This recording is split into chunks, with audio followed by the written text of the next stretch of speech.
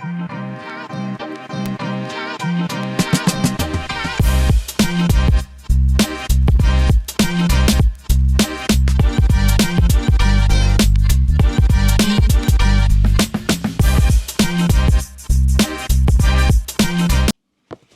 Hatupu fam, let me put you up on some quick book game. Hope all is well in your situation and your circumstance. You may see my shirt. It says all men die, but you got to see the bottom part.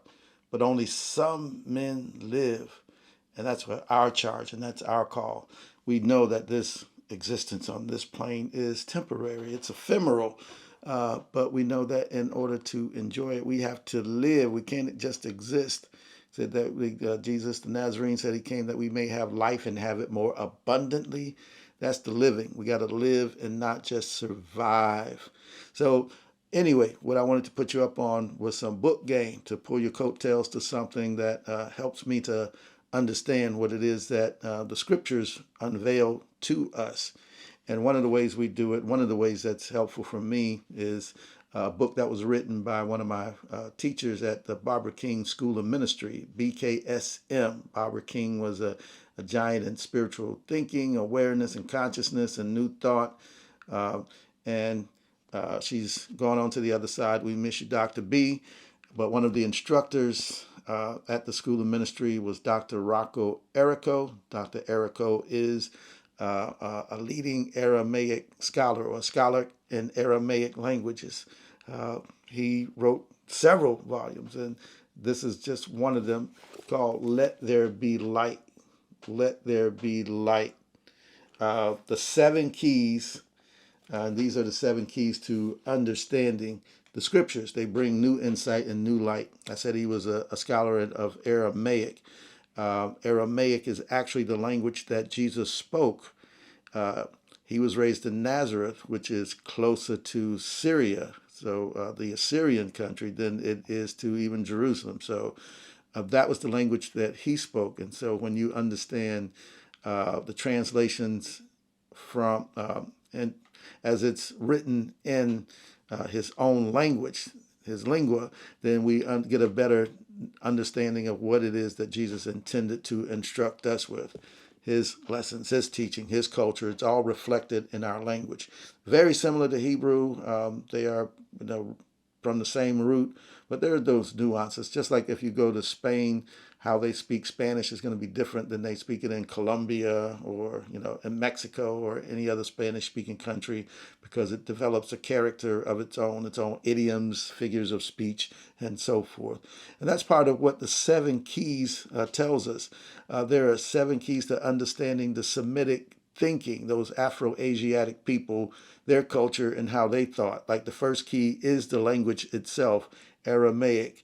The second key are the idioms that I talked about, the figures of speech. We have a lot of slang, especially as black folk. We create it. Like E40, he was known for just generating stuff left and right, those expressions. So if somebody came 2,000 years from today and tried to translate what we were saying in some of our lyrics, our songs, just our everyday conversation, they would not understand what was going on. So we have to expect that the same thing is occurring when we read the Bible, when we read certain things, that it doesn't make sense to us. But when we understand that the Semitic figures of speech, phrases, and so forth, it helps us to get some insight. It brings the light to our understanding.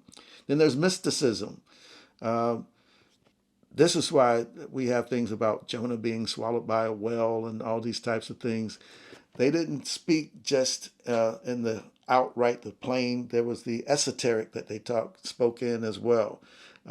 They coded and hid things in their hid meanings, deeper meanings, levels of understanding.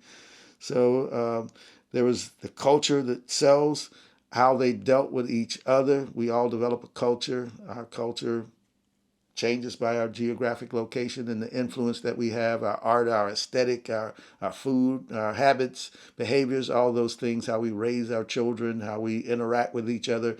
Those are all aspects of our culture. So we have to understand the culture of the people of the times in that specific region to also gain insight into what it is that they put down in the scriptures.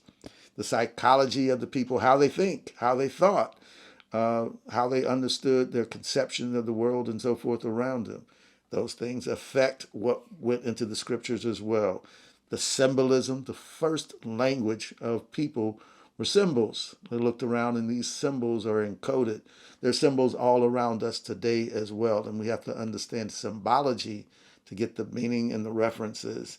And then there's finally the amplification, the tendency, that's the seventh key, the tendency of these Afro-Asiatic Semitic people to amplify everything, to exaggerate, if you want to put it, to make things more dramatic for dramatic effect, to say that if Samson killed 500, he slayed 5,000. Not that they are intentionally going about saying that it's a lie, but what they want to do is increase the drama, the intensity of a story so that you get a point. And so those are the 7 keys as articulated by Dr. Rocco in his book, Let There Be Light. And it will guide you in understanding some of those scriptures that many times we've read, but we don't truly understand. We may get one level of meaning, but as we were told, in my Father's house, there are many mansions. There are many levels, rooms of consciousness. There's levels to this thing, as we say. So let's all out getting, as Solomon encouraged us, let's get understanding. Minister Hopetep here, just a quick word. Wanted to share this resource, and along the way I'll be sharing many others. Peace and abundant blessings. And we out.